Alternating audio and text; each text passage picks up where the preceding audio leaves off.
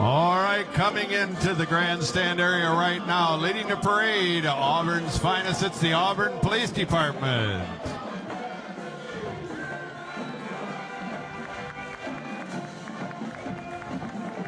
Thank you very much, Chief. Ladies and gentlemen, coming into the reviewing area now, it's the marching pride of DeKalb High School. Please welcome the Baron Brigade.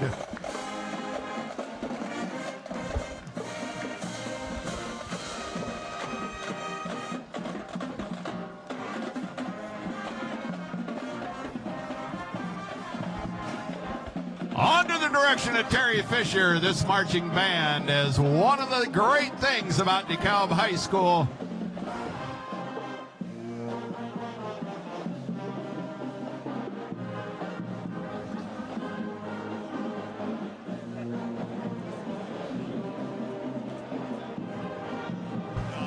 We want to say a big thank you for the Baron Brigade for once again appearing at the ACD Festival Parade, as they have done for many, many years.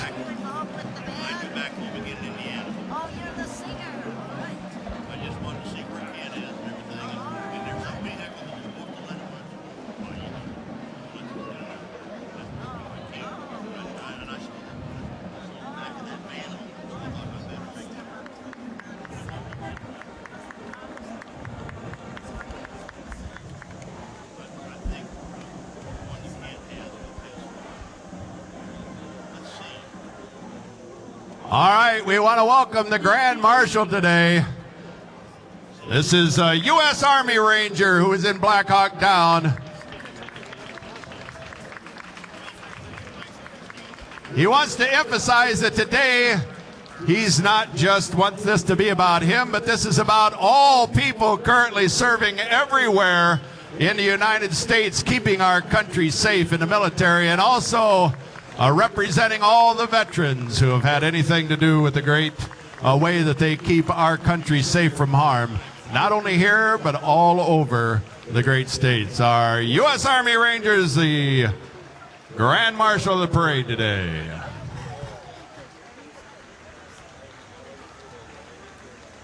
Ladies and gentlemen, coming into the reviewing stand now, please welcome Auburn Mayor Norm Yoder.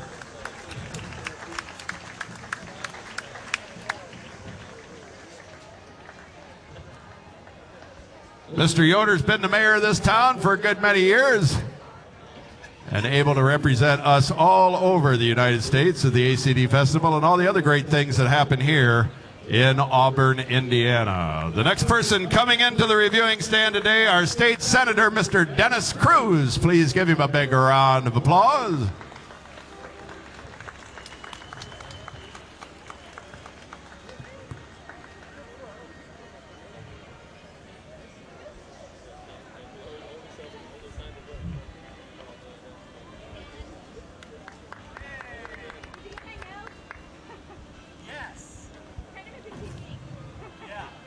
Also coming to the reviewing stand right now as our state representative from this area, ladies and gentlemen, please welcome Mr. Ben Smaltz. How you doing today, Ben? Oh, I'm doing great. What a beautiful day we got today.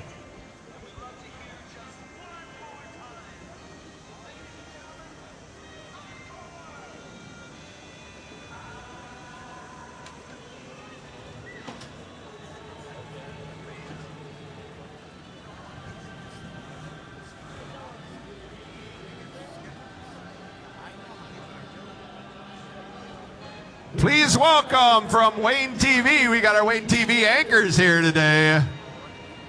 Say a big Auburn, Indiana welcome to them.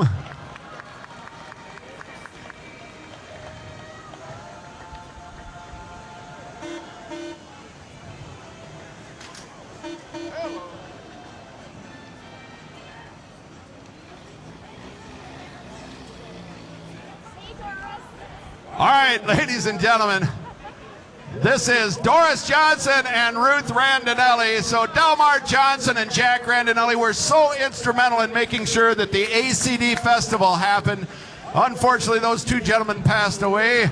but representing them and their legacy that they leave Auburn, Indiana, even today, please welcome the wives of Delmar and Jack Randinelli.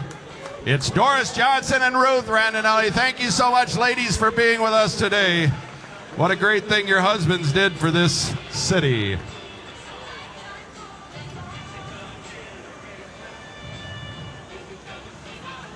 So we've talked to you about Gordon Buehring being one of the great designers that designed these vehicles. Here, representing his family, is Barbara Buehring Orlando and Joseph Logan and Jordan Orlando. They're the family of Gordon Buehring, that guy who designed all these great vehicles.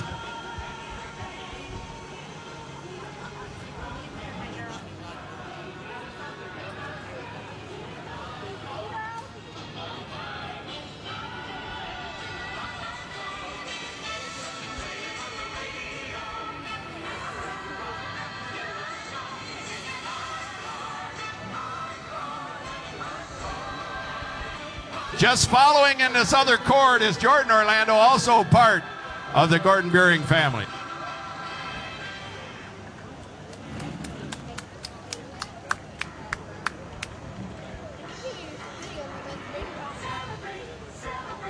All right, ladies and gentlemen, we have some pageant winners coming into the circle right now. Little Miss Northeast is Paige, Junior Miss Northeast, Tamara, and Sophia are Miss Northeast preteen. Welcome them all here to the reviewing stand right now.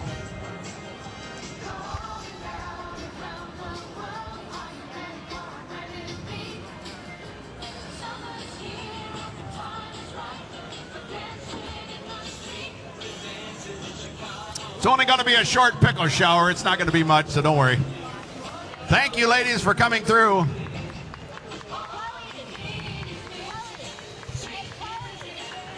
Also following up with our queens, it's Emily Mishler and Chloe Benham, Miss Northeast Outstanding Teen and Miss Northeast 2016. And also welcome to the reviewing stands, ladies and gentlemen. It's Mrs. America, Lisa Scott.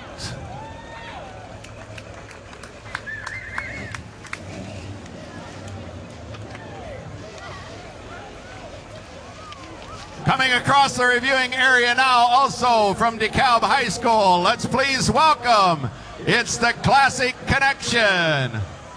Yep. We've got the Culver Pipes. Ladies and gentlemen, coming into the stand now from Culver Academies, it's the Pipes and Drums. This band was founded in 2002, and the membership consists of students and faculty from Culver Academy, as well as community member and pipes and drummers from all over Northwest Ohio. Most recently, they performed at the 33rd Annual U.S. Military Tattoo at West Point, New York. They'd like to thank Home Depot, Todd and Kim Finnan, and the Festival Committee and Auburn community for performing here today. And they're going to play just a little bit as we have others behind them continuing on. Also coming into the stands is Praxis Detailing. They have the surprise for us right before the classics come through.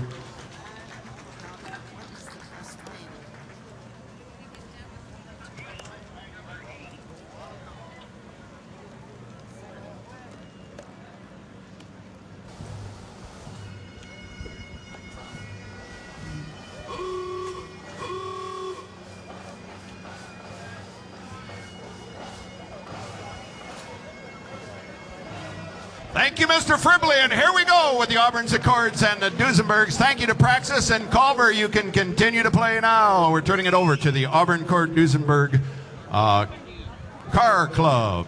I want to welcome all of you to beautiful downtown Auburn on a day with some liquid sunshine here. We have got a wonderful lineup of some fantastic automobiles.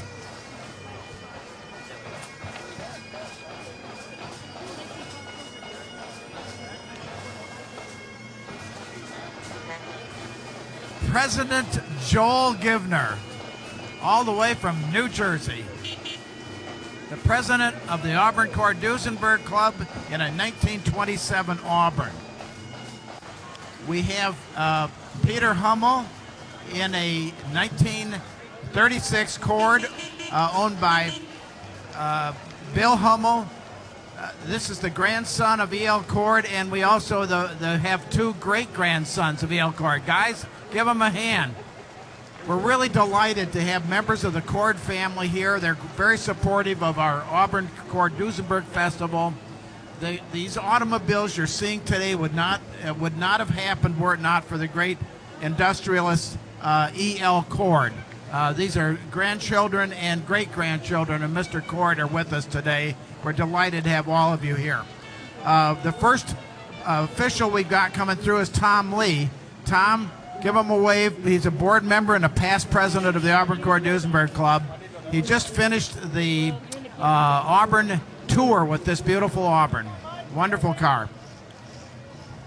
Lindsay Green Barrett is the treasurer of the club. And she is a second-generation member, and we also she has her 3-month-old son in her lap, so we have a third generation of the Green family active already in the ACD club. Okay, Frank Check, board member, take a look. This is an unrestored original Auburn. This is what a lot of them look like. Actually, a lot of them look much worse than this before people start to restore them.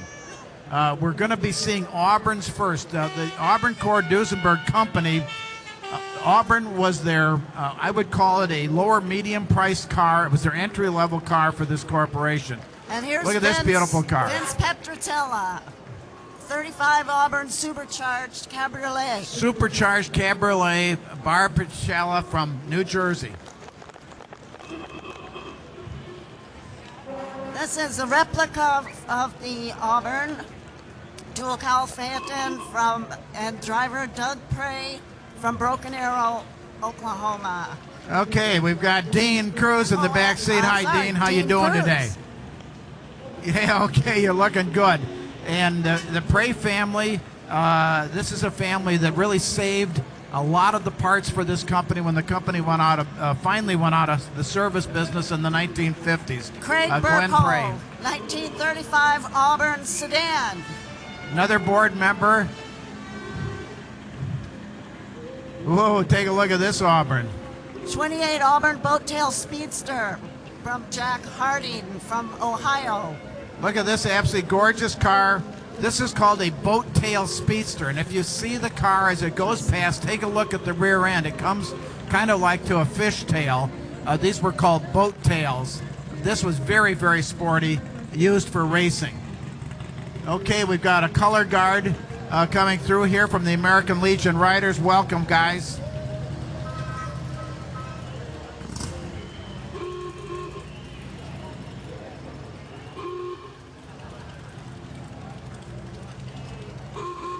The Auburn automobile, the first cars were built here in Auburn around 1902. The museum here in Auburn has the oldest one in existence, which is in 1904. Here's an early one. Robert Piper, Hamilton, Ohio, with his 23 Auburn Touring sedan. This is a 1923. This is a car that was built by the Eckert brothers. The Eckert brothers endowed the library and City Park. Steve Butler, Fort Wayne. 1919 Auburn Touring. Look at this absolutely gorgeous Auburn Touring. 1919, built right here in Auburn, Indiana. The Eckert brothers in 1925 sold the company to E.L. Cord. E.L. Cord took John the company over. From Bristol, Indiana. 1929 Auburn sedan. Now notice the wood wheels on this. Yes, those are real wood. The wood generally was something like hickory, something that was hard because you needed strong wheels. David Kitchenbach from Van Wert, Ohio, with his 28 Auburn. Here's another example of an unrestored Auburn. You're going to see all kinds of different cars here today, both restored cars and unrestored cars. We got a fleet of boat tails coming. Sheila, what are these? Let's see. There's a 1929 Auburn Speedster, Bob Becker, and Terry Ernst in his 29 Auburn. Look at this. These guys are ready to race. These cars actually were raced in what is really what today is called NASCAR racing. They used to have raced these on board tracks, and these were very competitive racing cars. 1926 Auburn Touring, Thomas Smith from Auburn. Thomas Smith from Auburn, Indiana. John Martin Smith, his father is really one of the founders of the Auburn Court Duesenberg Museum. Ray Parker from La Oda, Indiana, 1930 Auburn Phaeton. When Elcord took the company over in 1925, he redesigned the cars right away. One of the things he did was put that little stripe you see along the hood. That's actually kind of a speed line. Ed Schoenthaler from Oak Brook, Illinois, 1930 Auburn Cabriolet. Look at this fantastic 1930 Cabriolet. This is the big engine, 120 horsepower. This is a car that would do at least 90 miles an hour. Beautiful, beautiful restoration. Gene Brand from Auburn, Indiana, in their 31 Auburn sedan. It's been family owned for 25 years. Hi, Gene. How you doing? Beautiful car. You'll notice a lot of people that own Auburns live here in Auburn, Indiana. I think there are over 20 Auburns owned by residents of Auburn. Robert Magnuson in LaPorte, Indiana, 31 Auburn Cabriolet. This is a second series Auburn. These two that you see coming right here are convertible coupes. Troy Ackerman in his Cabriolet, 1932.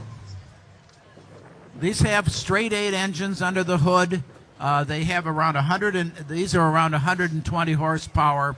Auburn offered a tremendous value for the money.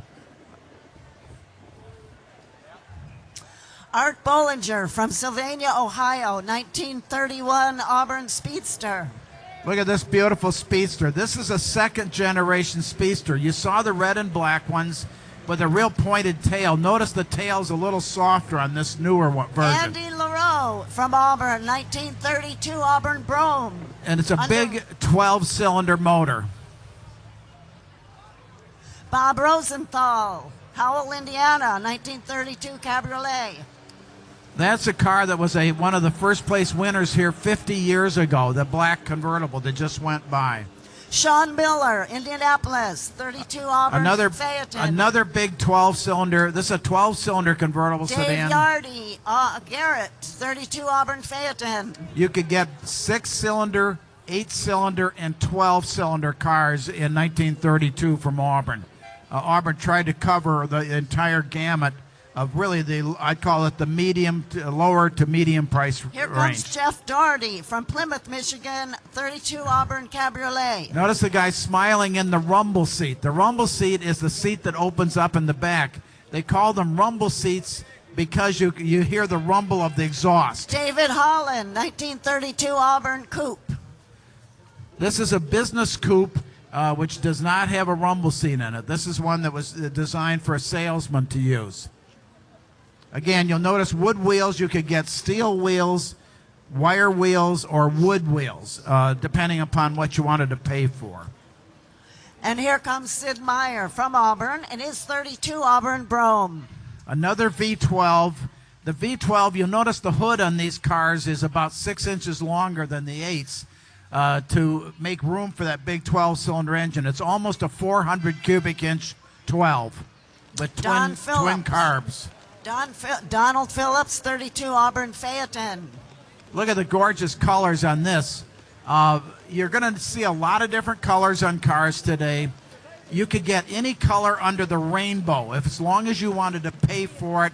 If you'd pay for it, they'd paint the car any color. Ron Thomas from Zanesville, Ohio, 32 Auburn 12 sedan. There's a former Best of Show winner here at Auburn. Beautiful 12-cylinder sedan. Frank Guzik, 1932 Auburn sedan, owner restoration. You'll notice the wheels have kind of little hubs on them. These are actually knockoff wheels like you have on a race car. You have a big wrench that you literally put on there and you just twist it and the whole wheel comes off the car. There's no bolts to hold the wheel on. John Booles from North Carolina, 32 Auburn, 33 Auburn Speedster. You'll notice these tops look a little cramped inside. Usually on the Speedsters, people didn't put the tops up because you really don't have a lot of headroom in these cars. Another Auburn Speedster 32, Mike Gaylord from Florida. And now Mike's not too concerned about the rain. He's just going to go faster, and then the rain will blow over the windshield.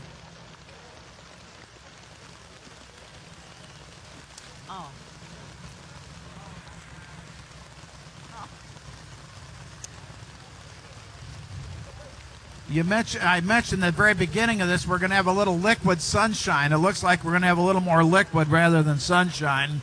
This is Jay Engler from Fremont, Ohio, with his 31 Brougham. Best of Show in 1988. Yeah. This is a car that Jay restored himself, and he won Best of Show here, which is quite an achievement for an Auburn Brougham.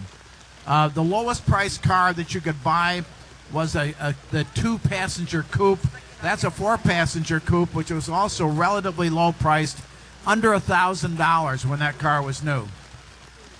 Gary Howe from Mason, Michigan, a 32 Auburn Cabriolet. Another top award winner here. This has the rumble seat. Also notice the trunk on the back of the car. This actually is you call it your rear of your car a Lawrence trunk. Carney, They actually a 32 were trunks. Auburn Brougham.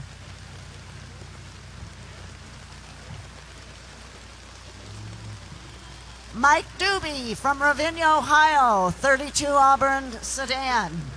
We've got a lot of Auburns here today. We're delighted to have this great turnout. As I say, all of these cars were built here in Auburn, Indiana, on the south side of town, where the Auburn Duesenberg Museum is today, is where these cars were built.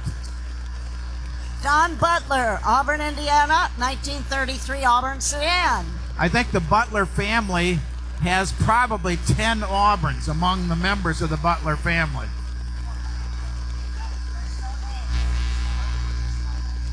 Okay, we got a beautiful Auburn 8-cylinder sedan coming through right now. Beautiful Auburn sedan. Thanks for bringing it.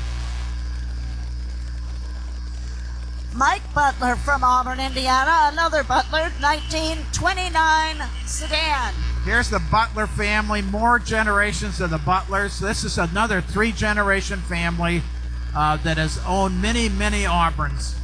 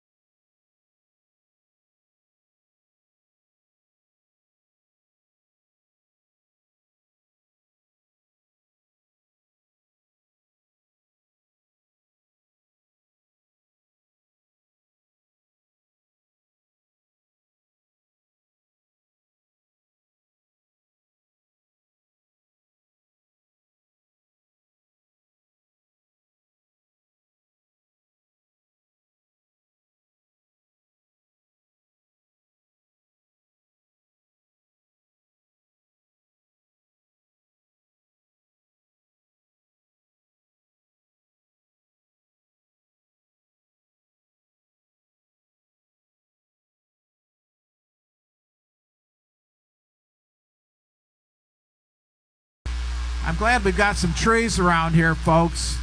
It looks like this may be around for a little bit, but we're going to try to keep this parade running. And I appreciate and thank you for your forbearance and patience here in this little inclement weather.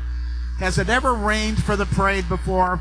The answer is yes. I've been coming here for 57 years, and I do remember some years when it's rained. So this is not the first time. And actually, the ground's dry. So Craig Bassett from Auburn with the 34 Auburn sedan. Now look at this.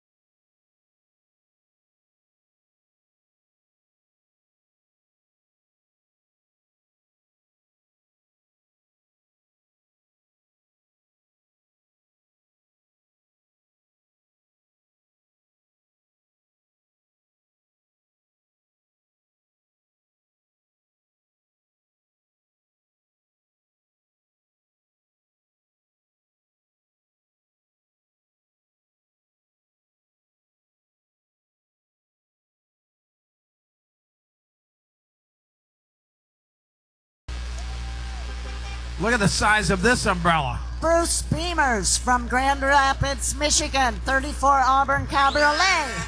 Okay, all right. They bring this beautiful Auburn up every year from Michigan, and they go on the tour. They have a great time with it. That's a 6-cylinder model. Remember, they had 6 cylinders, 8 cylinders, and 12 cylinders, this company.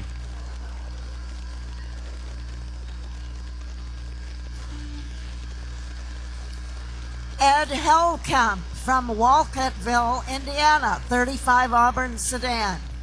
This company was founded here in Auburn by the Eckert brothers. The Eckert brothers had a carriage building company in the 1880s, 1890s here in Auburn. Early in the 1900s, the Eckert said, well, let's try to put an engine in one of our carriages and see if we can make a car out of it. And that is how this car company got started. They originally were carriage builders. A lot of car companies started out as carriage builders or bicycle makers and transitioned into cars.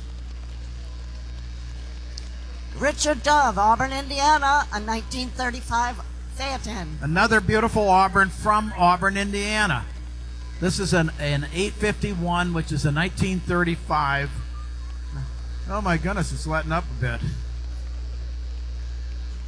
Bob Hatchie, Wichita, Kansas, 33 Auburn Salon.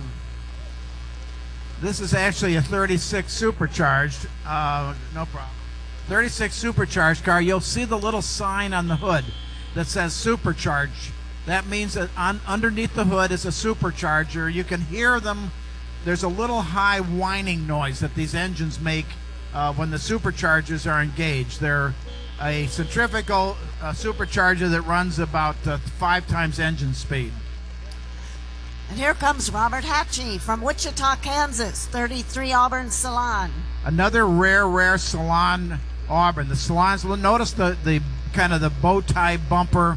The bumpers are fancier. There's lots of fancy trim on the Salon car that got extra price. Another Chris Salon. Mahoney, 33 Auburn.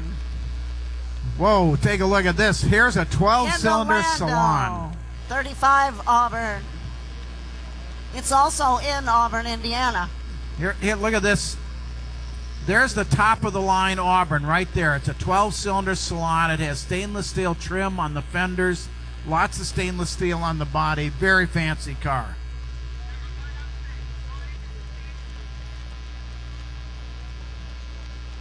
Tom Metzler from Greenwood, Indiana, in his 35 Auburn Cabriolet. Cigarette cream, supercharged. Yeah, look at this gorgeous car. Now take a look. This is the supercharged Speedster. 1935, 1936, they built 200 each year, 400 total. These were basically built as showroom draws. They wanted you to come into the showroom. People wanted to see the Speedster, and then they sold them something else. They raced these cars at the Salt Flats. They're absolute race cars. They're gorgeous.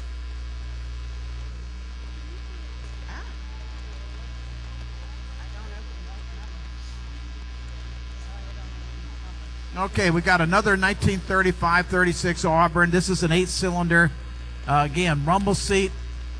The person looks very happy in that open rumble seat. Oh, they're wiping their windows. Carmen Peterson from Wardale, Maryland, 35 Auburn Club Sedan. This is the only one of these you'll see. It's a club sedan. It has blind quarters, and it also has a divider window in it. That was a formal one. Now look at this. David Gaunt, Naples, Florida, Speedster. Look at this gorgeous Speedster. You can imagine how fast this car was. This car not only looks fast, but this car really is fast. Keith Zeller from Varna, Illinois, 35 Speedster. Yeah, another Speedster. You can imagine the impact these cars had when they were new. Richard Soderstrom, Ottawa, Ontario, a 36 Auburn Cabriolet. Another supercharged car. The supercharger was about a $500 extra item, and it increased the horsepower from about 125 to 175. Ian Johnson, Kinnicare, Ontario, 1936 Auburn Cabriolet. I noticed the people who are really smiling in the rumble seats are the people that have really large umbrellas. Steve and Kathleen These Butler, girls each have an umbrella, so they're Auburn happy. Cabriolet. Anna Sue Johnson, Look at this, another Auburn sedan, and I believe this may be from the Auburn area. Marcus Shelby from Michigan, 35 Auburn sedan. The large horns you see on the sides of the hood are called Buell air horns. Bill Winter from Church Falls, Virginia, 35 Auburn Phaeton. Beautiful car. This is a 6-cylinder Phaeton. And we've got Donna another. Asher from Maryland, 35 Auburn Phaeton. Another 6-cylinder Phaeton. The Phaetons in 6 cylinders are very rare. From Auburn, Indiana, Troy Ackerman with his 36 Auburn Brougham. Take a look at this. This is, if you went into the dealer and said, I want the lowest priced Auburn that you can offer me, I want a brand new Auburn, this is the lowest price. It's a Brougham 6-cylinder. This very is rare. Joey Aiken from Auburn, Indiana in her 36 sedan. This is the Aiken family from Auburn. Been very, very active in the festival and the Auburn Court Duesenberg Museum. Kurt Schultz from Prescott, Wisconsin in his gorgeous 36 Speedster, owner restored. Isn't this an incredible restoration and an incredible color? Absolutely gorgeous car.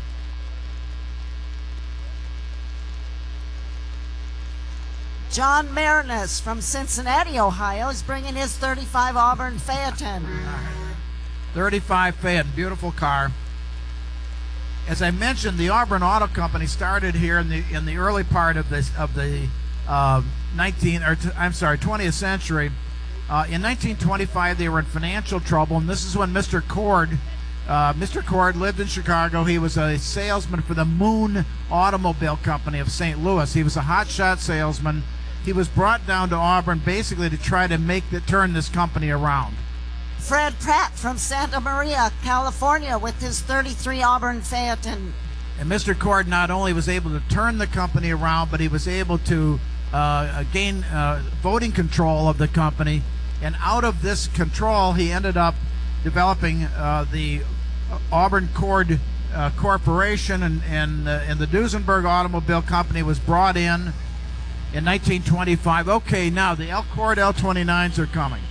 Here is the first front-wheel drive car ever built in the United States. Notice how low they are. Look at the Ken low. Clark from Pittsfield, Maine. Glad to have you. 29 Cabriolet. This is a Cord. This is a car that was named after Mr. E.L. Cord. This was probably his favorite car of all the cars that this company ever built. It's a car named for him. First front-wheel drive. The reason it's got front-wheel drive is it allowed the car to be lower, much lower, because there's no drive shaft in it. Jeff Schreiner from Mondovi, Wisconsin, 1930 Cabriolet. Look at the gorgeous colors on this. Again, remember, you could get any color as long as you paid for it. Here's Dick Teeter in his 1931 L29 Brougham. Here's another Best of Show winner here at Auburn. This car comes all the way from California. We're delighted to have it. The L29 Cord had 4 basic styles that you could buy. One was the Brougham you just saw go through. The convertible coupe was right before that. You're going to see something called a convertible sedan, and you will also see a regular sedan. We have all different examples of bodies. You could also, on the L29 Cord, get a custom-built body, paid a lot extra to get a body built by an outside custom body builder. Now, you'll see that with Duesenberg's. The Duesenberg Automobile Company, which again was part of the Cord Corporation, the Duesenberg Automobile did not build bodies. They always had bodies built by a company outside. Most of the L29 Cords were built by the company. Actually, these were built right in Auburn in the Natmus building, right behind the CD Museum. That's the building that back there is the L29 production building. Here comes a hearty soul. William Smith, Cedarville, New Jersey in 1929 L29 sedan. Bill, thanks for bringing your beautiful L29 back. Here's the regular 5-passenger sedan that has windows for the people in the back seat. The Brougham does not have windows for the people in the back seat. It's a little more formal. Another convertible coupe coming.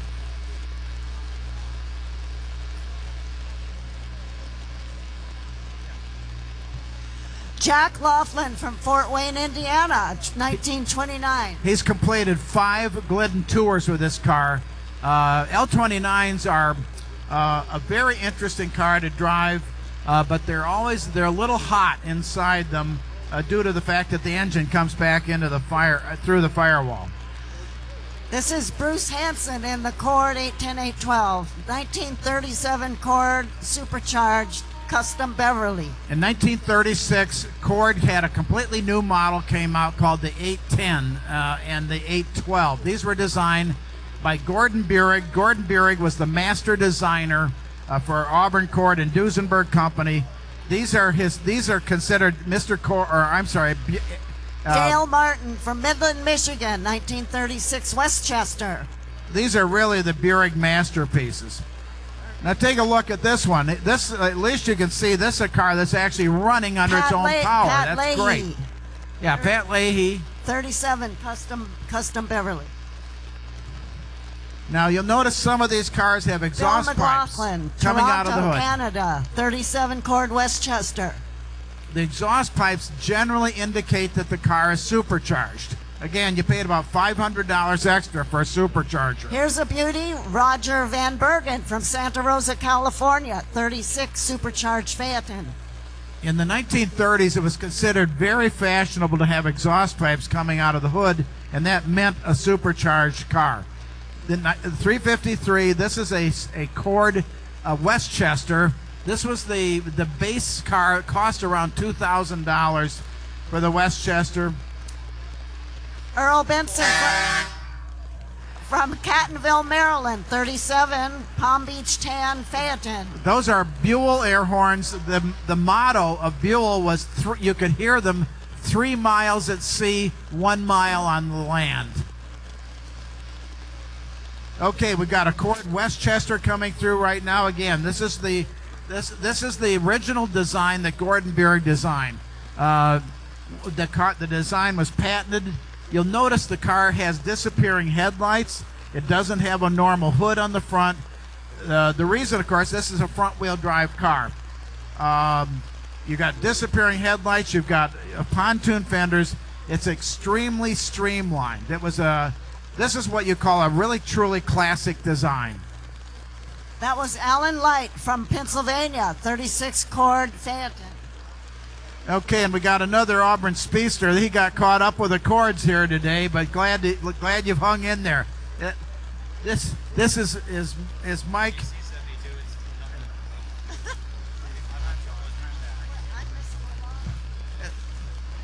It's Mike Hoffman in the Auburn speedster. He just drove that across the United States. Cord Phaeton, an unrestored Phaeton. Take a look at this one, 1936. These cars have, as I say, front-wheel drive. They have a V8 motor. The motor is actually turned around backwards because the transmission is up by the front bumper.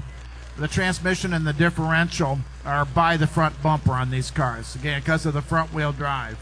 Gary Folek from Fremont, Indiana, 37 Green Phaeton. Isn't that a gorgeous color? That's called Ganges Green. That was a regular Cord color. Tom Dudley from Howell, Michigan, a 36 Cord Phaeton. When I used to drive my Cord in rain like this, I found that my shoes got wetter than anything because there are cowl ventilators in the cowl to bring air into the car, and the ventilators always leak like sieves, so you've got your feet plenty wet in a rainstorm. Okay, we got a Sportsman. Here is a 2-passenger roadster. This is Rich Fass and Debbie Fass from New Jersey in their Sportsman. That's a 1936 810. No pipes coming out of the hood. Here's a 1937. This, I believe, is Brent Merrill's car. Hey, Brent from Canada, all the way. Thanks for coming, Brent. This is a supercharged Sportsman. They built about 70 of these cars. That's how low the production. That's about your most expensive Cord right there when it was new. Okay, we're going to be. Okay, there's cars turning the corner down there. What happened to the Cord Automobile Company? Basically Auburn ceased production in 1936, but the Cord 810, 812 came out also in 1936, and they went through the middle of 1937, and finally they pulled the plug on the company and closed it down. Now, why did they do that? Basically, this was the bottom of the Depression. We had several years of economic distress in the United States, and these cars, I would call them relatively expensive. The Duesenbergs were insanely expensive. It would cost the amount for a Duesenberg was like 4 houses. A Cord would, an 810, 812 Cord, you could maybe buy a house for one of these cars. These were expensive cars, and the people simply ran out of money to buy these cars. But the cars are absolutely gorgeous. Okay, we got more Cords coming through here. Here's a supercharged Phaeton. The Phaeton has a front seat and a back seat. Michigan. Sportsman coming. This is again the 2-passenger supercharged car. The supercharger would get the horsepower up over 200, and this is a car that would go 110. Dennis Carlson, 110 miles an hour. That's a very, for 1936, 37. Think about that. That's about 80 years ago. These are cars that would do around 110, 115 miles an hour. Really quite astounding for their time.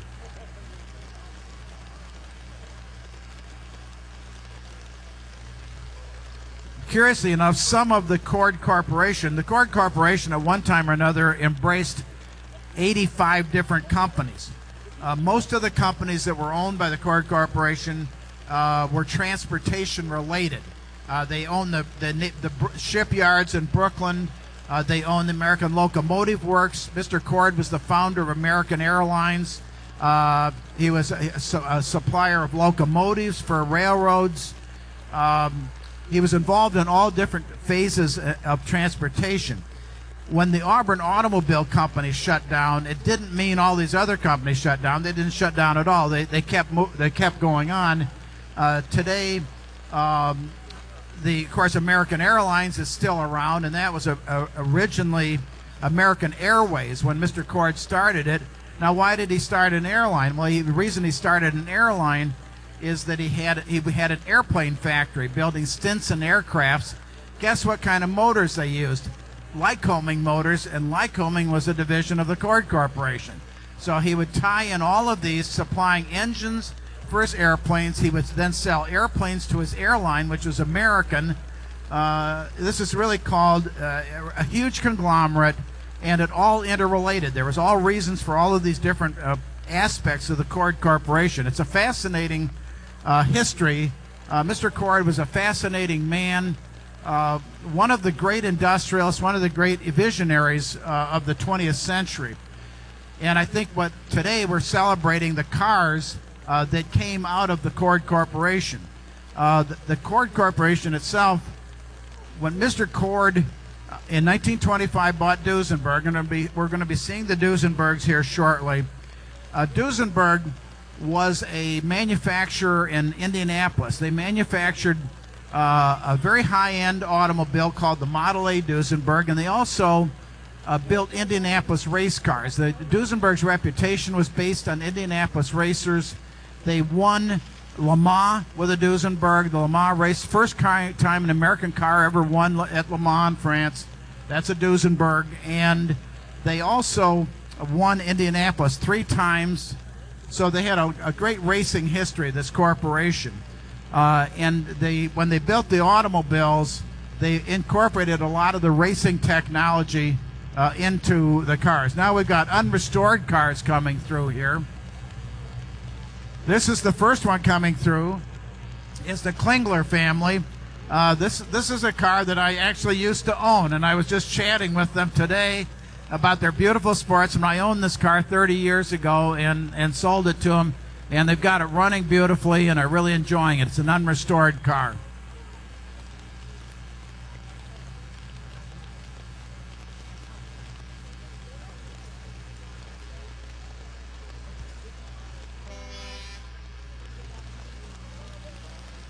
We got an Auburn sedan. This is, again, an unrestored original car. Take a look. we love to try to preserve the original cars, and the reason is we use them for guides as to how to restore the new ones. Bob Easton from Pittsburgh, Pennsylvania. Yeah, another 31 nice sedan. Another nice original. Okay. Supercharged Phaeton. Now, believe it or not, the Indiana State Police actually had some cords. Bob Seedlock, Bentwood, Tennessee. Yeah, isn't this neat? This is car set up to look. There's photographs of the Indiana State Police using cords. Well, why did they do that? Well, one reason they did that is the bad guys usually had to have fast cars, but the police wanted to have cars faster than the bad guys. Right there, a cord much faster. So the police actually did use cords. Let's get back to the history of Duesenberg for a minute, because we're going to be seeing them in a minute. As I say, Fred and August Duesenberg were two brothers, both of them born in Germany, came over here as children, grew up on a farm in Iowa. They loved mechanical things. They originally loved bicycles, and they raced bicycles, and then they decided to try to build cars. Well, ultimately, they were one of the most successful race car builders in the world. In 1919, they decided to manufacture a passenger car. You'll see some of those early Model A Duesenbergs here today. There's a couple of them. They had financial troubles, finally went out of business. 1925, they didn't go out of business, but their business was bought by Mr. Cord. And Mr. Cord told the Duesenberg brothers, he said, I want you to build the greatest car ever seen by man. And that became the Model J Duesenberg, which came out in 1928. You're going to see some here in a minute. But before we see the Model J Duesenbergs, which is the mighty car built by the Cord Corporation, the first car coming is this is the Booles brothers. Take a look at this beautiful car. This is a beautiful Model A Phaeton by the Boole family. This is identical to the 1925 Indianapolis pace car. Terry they used Adderley, these as pace cars. 1929. And Terry Duesenberg Adderley, J. and there is his bride in the back seat, who earlier was driving this car around. I think Terry had her get back in the back seat because she was burning Dick too much Shappy rubber. from Warwick in Rhode Island, 34 Duesenberg Look at convertible this. sedan. This is a Durham convertible sedan built in Philadelphia, the body. They built 5 of these, and we've got 2 of them here today. Gerald Olezik, Colorado Springs, Colorado, 29 Doozy J dual cowl. Look at that gorgeous dual cowl Phaeton. It has a windshield for the back seat and a windshield for the front. Sorry. Wow, look at this. Glenn Peterson with a Murphy of Clear Vision sedan, 1929 Duesenberg. Now, what's under the hood of this car? This car has the most powerful car in the world when it was built in 1929. At that time in 29, Chrysler had the most powerful car at 112 horsepower. This car came out with 265 horsepower, and then they supercharged it in 32 and got over 300 horsepower out of it. Some of them pushed to 400 horsepower. This is a 1920s car. Absolutely unbelievable. When you hear the expression, it's a doozy, it always means it's something really fantastic. The word comes from these cars. It came from Duesenberg. People would say, wow, that was really a doozy when they'd see a Duesenberg go by. You didn't see very many go by. They built these cars from 1928 to 1937, and a little under 500 cars were built. That was the total production. And it looks like the Duesenbergs are heading off into a side street right now, and we've got a Cord Phaeton coming our way.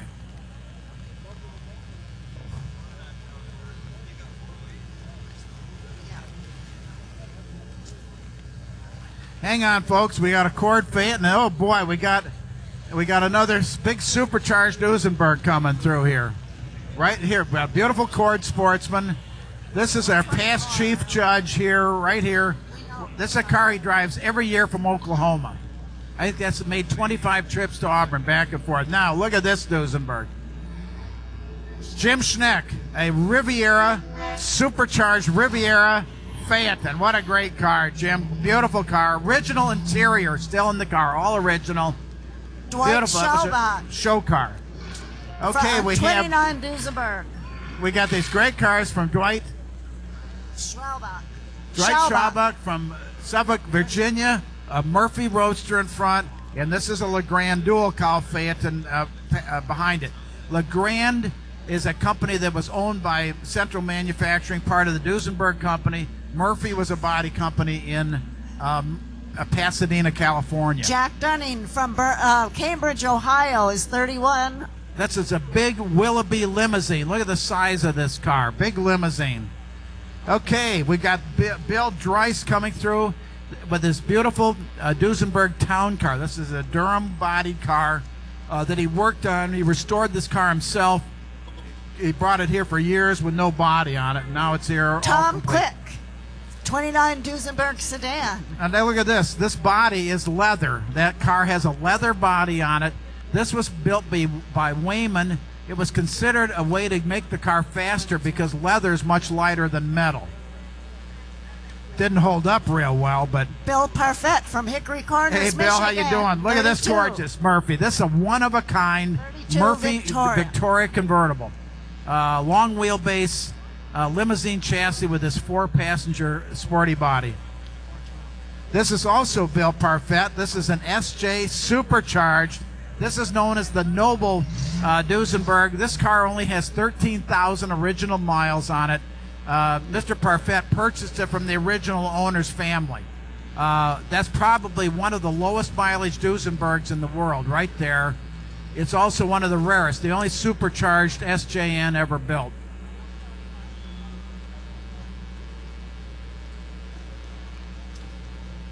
And it looks like we've got the Fico brothers all the way from Colorado.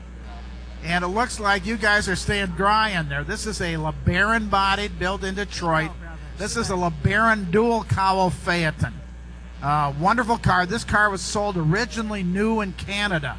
It's one of the few Duesenbergs sold new in Canada, Richie. And it's an absolutely gorgeous car. Again, dual cowl Phaeton. That means you have a windshield in the back seat. You got a windshield for the front seat, too. Here's the very last Duesenberg engine built 588. Take a look at this gorgeous Murphy body car. This is owned by Charlie Goodman of California. Yeah. No, This is a one of a kind. It was a very special car built for the Stewart family in Connecticut, I believe, or Maryland. I'm sorry, Maryland. They lived literally in a castle, and this car was kept at a castle. They shipped it to Europe every year to take travels through Europe. Can you imagine cruising through Europe in this Duesenberg? It's a fantastic car. It's got all kinds of special things, and we love seeing this car here, Charlie. It's one of everyone's favorites. Very original car. Great car. Thanks, Charlie. Beautiful. Beautiful car. Thank you. Whoa, look at this. This almost looks sinister. Here we have the Tom and Susan Armstrong from Seattle. Look at this Duesenberg. This is a Durham-bodied convertible sedan. Look at that, fantastic. Look at how low the car is. Look at the V windshield. Durham built 5 of these cars, and as I say, we have 2 of them here today. It's a thrill. You never ever see these, and today we have 2 of them here. Carl Vucic with his 36 chord Phaeton. We got a from beautiful 36 chord Phaeton. Hi, sweetie. We got a beautiful chord Phaeton. That color, folks, is called cigarette cream. Believe it or not, it was actually a very popular color on cords. Now this is Dick Chappie's from Warwick, Rhode Island, a 21 Duesenberg racer. There's a 1921 race car. Now, you remember I talked about Duesenberg building race cars. There's a Duesenberg race car. This is what the company based their reputation on, building racing cars.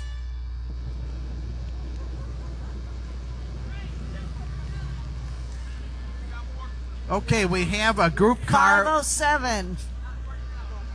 You want to hold it? Felix the Guider We from got a Broken group Arrow. of, these are replica cars coming through. These are kind of tribute cars with modern drivetrains in them. Felix de Guider from Broken Arrow, also in the replica Speedster. We got a Glen Prairie Phaeton here. Randy Whittle from Broken Arrow, of 1980 replica Speedster. Dual cowl, sort of. A lot of these cars have Lincoln or Ford or Chevy motors in them, and they're built on modern chassis, but they look like the Robert originals. Scheibel from Skokie, replica Speedster. I think it's kind of a tribute to the design of these automobiles. The people, there's probably been more replicas made of these cars than any other car. Kelly Cecil from West Virginia, 1983, replica Speedster.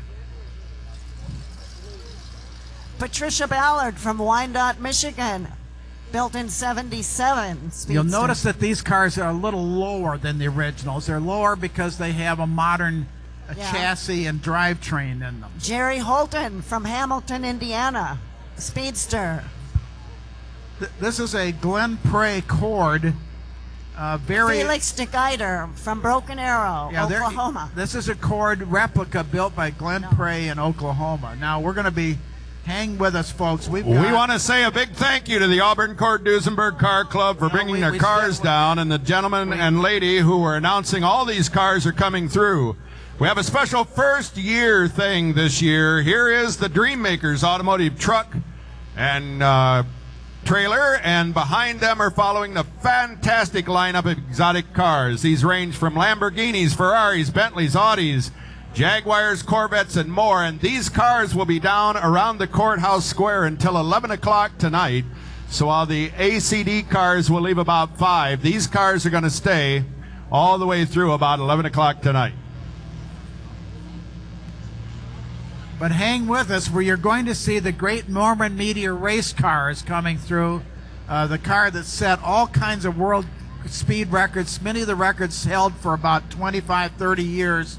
The Mormon Meteor is coming through here very soon.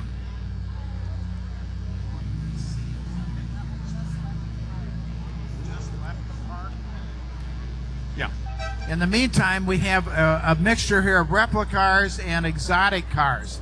I believe that there's going to be an exotic car show held down here, which, as the gentleman just announcing said, the cars will be down here until about 11 o'clock tonight. There's going to be all kinds of European exotic cars, primarily. Look at this Lamborghini going through here. How would you like that one?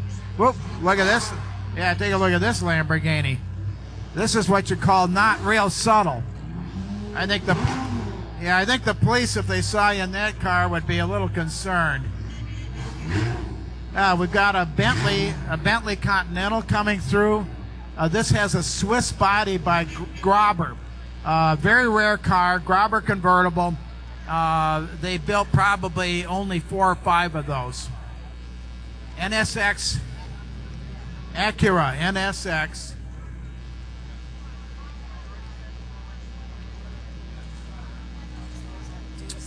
We have a Ferrari Roadster coming through right now.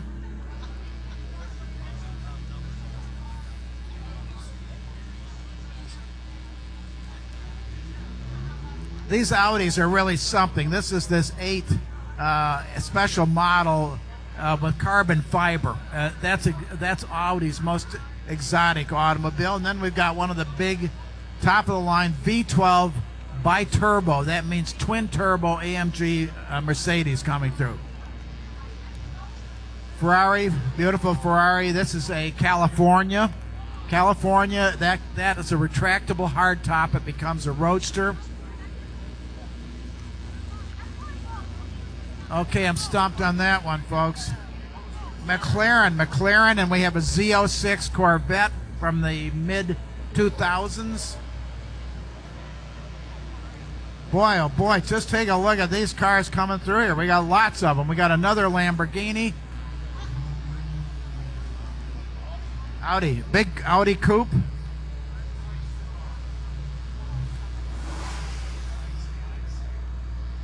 Okay, I see the Mormon Meteor approaching. This is a car that set all kinds of world records on the Salt Flats. The records were set by, it's a supercharged Duesenberg Speedster. It set stock car records. It set them for years and years and years, the records. But this is not the Mormon Meteor. This is Mark Hyman in his beautiful Judkins-bodied Duesenberg coupe. They built exactly 2 of these cars. That was the production, 2 of that body style. and that is the one of the two.